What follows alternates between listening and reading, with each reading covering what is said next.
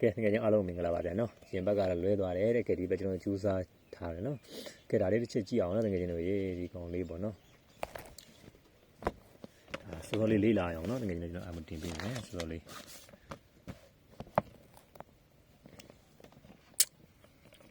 လေးဒီခွန်လေးဒီခွန်လေးရှိကူနော်လေးဒီခွန်လေးရှိကူလေးဒီခွန်လေးရှိကူမှာလဲဒီစားလေးကြည့်မလို့ငယ်ချင်းတို့ရေးနေနေတော့မလုပ်နေဒီမှာလဲလေးဒီခွန်ဒီမှာလဲရှိကူလေးနော်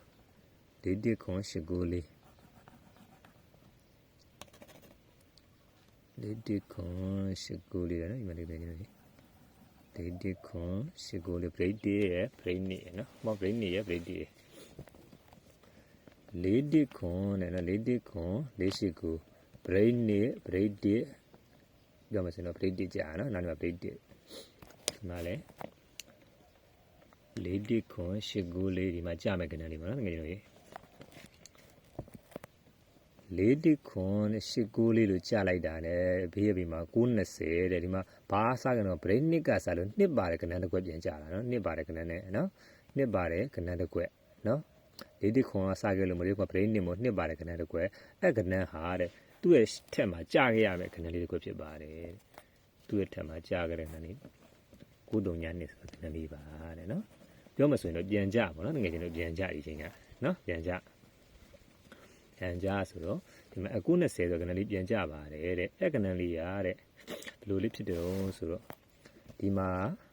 ပေါင်းချင်းက2နော်ငယ်လေးတစ်ခွက်2ဒီ3လုံးပေါင်းချင်းက3ညာတဲ့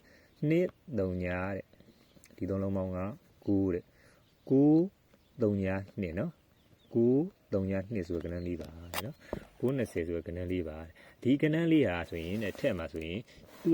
သူ့ဒီကနေလေးမကြခင်မှာသူ့အထက်မှာကြထားတဲ့ကနေလေးဖြစ်ရပါမယ်တဲ့9 3ညာ2ဆိုတဲ့ကနေလေးဖြစ်ရမယ်နော်ငယ်တို့9 3ညာ2တဲ့ဟုတ်ပြီဒါလည်းမကသေးဘူးနော်ခုနကကျွန်တော်ပြောတယ် break နှစ်မို့နှစ်ပါတယ်ကနေလေးပဲပြန်ကြရတယ်ဒီမှာလေးက break 1ဖြစ်တာနော်နှစ်မို့9 3ညာ2နှစ်ပါတယ်ကနေလေးပြန်ကြတယ်ဒီမှာက break 1မို့တဲ့ break 1မို့တဲ့အဲ့ကနေလေး9 3ညာ2ရဲ့ဘေးမှာအခွက်1ကထောက်ပြီးရပါမယ်တဲ့56အခွက်1နော်ဒီမှာ56က1လို့ထောက်ရမယ်1မကောက်ဘူး1ရဲ့ပါဝါ6ကလည်းနောက်ထိန်းနဲ့နောက်နဲ့ပေါင်းကြလေ6ခံမယ်တဲ့နော်တင်5က6ပါတဲ့နော်တကယ်ကြီးတင်5က6လို့ခံတယ်ဘေးကဆောင်းကခဏလေးပါတယ်နှစ်ပါတယ်ခဏလေးတစ်ခွက်ပေါ့နော်အဲ့ဒါတော့9 3ညနဲ့ဆိုခဏလေးဒီမှာကြပါတယ်တဲ့နော်အဲ့ဒါကဒီမှာလေးကြည့်အောင်နော်လေးဒီခွန်ရှစ်ကိုလေးဒီမှာကြမဲ့ခဏလေးဟာနှစ်ပါတယ်ခဏတစ်ခွက်ဒီမှာဘာလို့ဆိုတော့ဒီမှာနှစ်ပရိတ်လေးကခံခဲ့တော့နော်နှစ်ပရိတ်လည်းစားကြလို့နှစ်ပါတယ်ခဏတစ်ခွက်ပေါ့နော်တကယ်ကြီးတို့ရှိကူးလေးတဲ့အကောင်လေးကဘလို့ခုနလိုပြန်ဖမ်းမယ်အဲ့ဒါကျွန်တော်တို့ဘလို့ထားမလဲဒီမှာလေးတစ်ခွန်က2ပါတဲ့ဒီနှလုံးပေါင်းက3ပါတဲ့65လေးက65နှစ်က3ပါဒီ3က4ပါတဲ့2 3 4ဆိုတဲ့ခဏလေးနော်2 3 4 2 3 4နော်2 3 4ဆိုတဲ့ခဏလေးပါတဲ့အဲ့ခဏလေးကဒီသူ့ရဲ့အထက်မှာကြာထားတဲ့ခဏရှိရလားတဲ့ဒီမှာကြာထားပါတယ်တဲ့နော်ခဏလေးကကနန်းလေးက3နှစ်လို့ကြာထားပါတယ်တဲ့နော်တကယ်ကြီးဒါလည်းမရဘူးတဲ့ဒီကနန်းလေးကြာမယ်ဆိုဒီကနန်းလေးဟုတ်တယ်လားမဟုတ်တယ်လို့ကျွန်တော်ပြန်ထောက်မယ်ခုန break တစ်ခံလဲလို့မဟုတ်တဲ့ကျွန်တော်တို့အခွတ်တစ်ပြန်ဖြစ်တယ်လားအခွတ်တစ်ပါပဲတဲ့နော်အခွတ်တစ်တင်မရဘူးတဲ့1ပါဝါ6ကလည်းထောက်ရပါအောင်ပါရဲ့ထိပ်စီးနဲ့နောက်က6ကလည်းထောက်ရပါအောင်မယ်တဲ့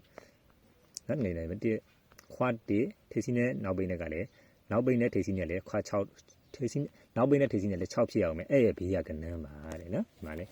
ဒီမှာလည်းခွတ်တစ်ထိပ်စီးနဲ့နောက်ပိတ်နဲ့ထိပ်စီးနဲ့လည်း6အဲ့ဘေးရကနန်းမှာတဲ့နော်တကယ်နော်ဒီမှာကျတော့ခွတ်တစ်ဖြစ်တယ်တဲ့နော်ဒီထောက်အောင်ဆိုဒီမှာခွန်6က9ဆိုဒီဘက်ကဘေးရကနန်းဖြစ်သွားမှာဆိုဒီဘက်မှာမရောက်သေးတော့ကျွန်တော်တို့ဒီရှေ့ဘက်မှာသွားရတော့မှာနော်တကယ်နော်ခွတ်တစ်ဖြစ်တာဒီမှာအမှဖြစ်တယ်နော်တကယ်နော်ဟုတ်ပြီတဲ့နော်အဲ့ဒါကျွန်တော်တို့2 3လေးဆိုကနန်းလေးရရနော်တကယ်နော်နှစ်ခေါက်လေးပြန်ကြည့်တယ်နော်ကျွန်တော်ဟိုရှေ့ဝါလုံးမှာမို့နော်နောက်တစ်ခုသွားမယ်ဒီမှာ630တဲ့နော်တကယ်နော်630 360နော်တကယ်ကြီးနော်630 360သူ့ရဲ့ပြီးလို့ရင်တင်းနေ3ပါ56ခွန်ဆိုတော့ကနေကြာပါတယ်တဲ့နော်တကယ်ကြီးနော်630 360 56ခွန်နော်တကယ်ကြီးနော်630 630 56ခွန်နော်တင်းနေ3ပါအဲဆိုရင်ကောင်းလေးကြောက်တခြားကြည့်ရမယ်နေလေးမဲကုန်ပြီ630တဲ့နော်တကယ်နော်630 630တင်းနေတော့ဒီမှာကြာမယ်ကနေလေးပါတယ်နော်တကယ်ကြီး 630 630 1 1 3ဒီမှာကြားမဲ့ကဏ္ဍလေးကဘာကဏ္ဍလေးဖြစ်နေကြည့်အောင်ကျွန်တော်တို့ဒီမှာ630 630လို့1 2 3မှာ969ကိုစီညံကြပါတယ်တဲ့ဒီကဏ္ဍဘယ်လိုလာတော့ဆိုဒီတိုင်းလေးပါနော်ငယ်တော့969ကဒီနှလုံးပေါင်းချင်းက9ပါတဲ့အဲ့မှာ2 3ဆိုတော့5ပါတဲ့ငယ်တို့ကြီး5တဲ့နော်အဲ့မှာနှလုံးပေါင်းချင်းက6ပါတဲ့5 6တဲ့ဒီနှလုံးပေါင်းချင်းကခွန်ပါတဲ့ခွန်6 5ဆိုရဖြစ်ပါနော်ခွန်6 5ဆိုတဲ့ကဏ္ဍလေးရခွန်6 5ဆိုပြန်ကြပါနော်ခင်ဗျာခွန်6 5ဆိုတဲ့ကဏ္ဍလေးပြောမယ်ဆိုစီနီယံကဏ္ဍလေးနော်ခွန်6 5ဆိုကြာနော်ခွန်6 5ကြီးစင်ကြလိုက်ကြာသွားတာနော်အဲ့ကြတော့ဒီမှာလဲကျွန်တော်တို့ကဒီကဏ္ဍလေးကဘယ်လိုဖြစ်မလဲဆိုတော့630 630လို့ကြာရနော်630 630ကြာတယ်ဒီမှာကြာမယ်ကဏ္ဍလေးနော်ဒီကဏ္ဍဘယ်လိုလာလို့သူခုနလိုပဲဒီမှာ630 630ဘေးကနေပြီးတော့9လေးက3ပါတဲ့နော်နေဒါလေးနော်တစ်ချက်ကြည့်မယ်နော်9လေးဒီ9လေး9လေးက3ပါတဲ့95က4ပါတဲ့နော်ငယ်တော့95က4 3 4ဒီမှာ2ပါတဲ့ဒီချင်းတစ်ပေါင်းက2 4 3ဆိုတဲ့ကဏ္ဍလေးပါ2 4 3ဆိုတဲ့3 2 4ဆို2 3 4ပေါ့နော်ငယ်တော့အဲ့ကဏ္ဍလေးဖြစ်ပါတယ်တဲ့နော်ဒီတော့နှစ်ခါတင်ကြည့်တယ်မယ်နော်မဖြစ်ရင်မကြောက်ကြမ်းပေါင်းပြမယ်နော်630 630လို့ကြားတဲ့ကဏ္ဍခွန်6ကစီနီယံကဏ္ဍလေးလေးဖြစ်ရမယ်နော်ဒီမှာခွန်6 5ဆိုတဲ့ကဏ္ဍလေးနော်အဲ့ကဏ္ဍလေးကဘယ်လိုလာလို့ဆိုတော့ဒီနှလုံးပေါင်းက5ပါတဲ့ဒီနှလုံးပေါင်းက6ပါတဲ့ဒီနှလုံးပေါင်းကခွန်ပါခွန်6 5ဆိုတဲ့ကဏ္ဍလေးကဒီမှာပြုတ်ကြပေးပါတယ်တဲ့နော်တကယ်ကျွန်တော်ရေခွန်6 5အဲ့ဆိုဒီကဏ္ဍလေးရရောဘယ်လိုဖြစ်လာမလဲဆိုရင်630 630လို့ဖြစ်လိုက်တာ ਨੇ သူ့ရဲ့ဘေးမှာကြားတဲ့ကဏ္ဍလေးနော်ဒီနေ့ဘေးမှာကြားတဲ့ဒီနှလုံးပေါင်းက4ပါတဲ့နော်ဒီနှလုံးပေါင်းက4ဒီနှလုံးပေါင်းကsorry ဒီနှလုံးပေါင်းက9 4ဆိုတော့3ပါတဲ့ဒီနှလုံးပေါင်းက4ပါ4 3နှစ်ဆိုကဏ္ဍလေးပါတယ်2 3လေးဆိုရယ်ကဏ္ဍလေးပါတိချင်းတစ်ပေါင်းကနေဆို2 3လေးဆိုကဏ္ဍလေးပါနော်2 3လေးဆိုတဲ့ကဏ္ဍလေးပါကဲဒါပထမကနောက်တစ်ခုမတူပါလေးနဲ့ပြကြည့်မယ်နော်တော်မလားငယ်ဖိုင်နေနဲ့ရှင်းနေပေါ့ဒီမှာ break ခွန်နဲ့331က break ခွန် break go break 4တယ်နော်331ကခွန်331ကခွန်9 4လို့ break ခွေမှာနော်ငယ်နော်ခွန်9 4လို့ခွေတယ်နော်ငယ်နော်ခွန်9 4လို့ခွေတယ်အဲ့ဘေးမှာကြားတဲ့ကဏ္ဍလေးကခွန်9 4လေးရတဲ့9ခွန်နဲ့ဆိုကဏ္ဍကြားနော် break ခွန် break go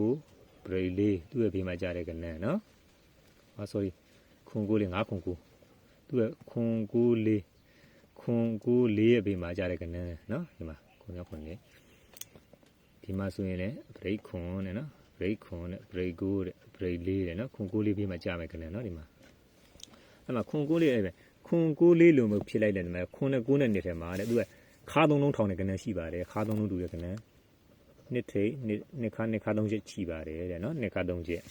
အဲ့မှာဒီမှာလဲခွန်9 4လို့ဖြစ်လိုက်တာနဲ့ခွန်9 4လို့ဖြစ်လိုက်တာနဲ့သူ့ထဲမှာခါ3ချက်ရှိပါတယ်တဲ့666လို့ဖြစ်ပါတယ်တဲ့နော်တကယ်ကြီးဟုတ်ပြီအဲ့ကဏ္ဍလေးကခွန်9 4ကသူ့ဘေးမှာကြာကဏ္ဍလေးကဒီ3လုံးပေါင်းချင်းအဲ့2 3လက်ထောင်ခဲ့တာနော်2 3ချက်ထောင်ခဲ့တော့ခါ3လုံးထောင်ခဲ့တဲ့ဟာကခွန်ပါတဲ့9ပါတဲ့5ပါတဲ့ခွန်9 5ဆိုတဲ့ကဏ္ဍလေးကအဲ့ break 4ရဲ့ဘေးမှာပြုတ်ကြပေးပါတယ်တဲ့ break ခွန် break 9 break 4ရဲ့ဘေးမှာပြုတ်ကြပေးပါတယ်တဲ့ဒါဒီကဏ္ဍလေးမှာလည်းသွားမယ်ဆိုရင်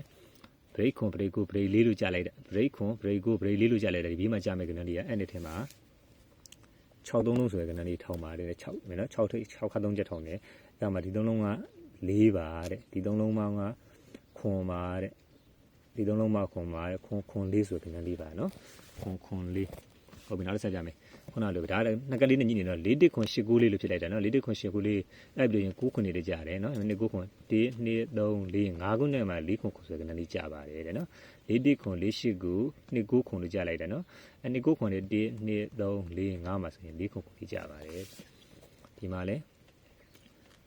4 1ခွန်8 9လေးလို့ကြားလိုက်လို့ရှိရင်သူ့နောက်နဲ့မှာ2 9ခွန်တော့ကဏ္ဍလေးကြားပါတယ်အဲ့ကဏ္ဍလေး1 2 3 4 5ဆိုရင်ကဏ္ဍလေးမှာ4ခွန်လေးပါတဲ့တကယ်ချင်းဒါအရန်လေးပေါ့ဗျာဒါ5ချိန်ကဲနေချင်းများအားလုံးကံကောင်းကြပါစေနော်ပထမကတော့အဓိကကတော့2 3 4ပါနော်ဒါတွေကအရန်လေးနေနဲ့ထည့်ပေးလိုက်တာနော်ဒါကျွန်တော်အခုကပ်ပူလေးနဲ့မြင်းနေလို့နော် site လေးကလည်းတူးနေလို့မတန့်ပြပေးလိုက်တာ တကယ်ချင်းအားလုံးကံကောင်းကြပါစေဗျာနော်စောဒီလေးလာအောင်ပေါ့နော်တကယ်လို့အားလုံးကိုလက်ပါဗျာ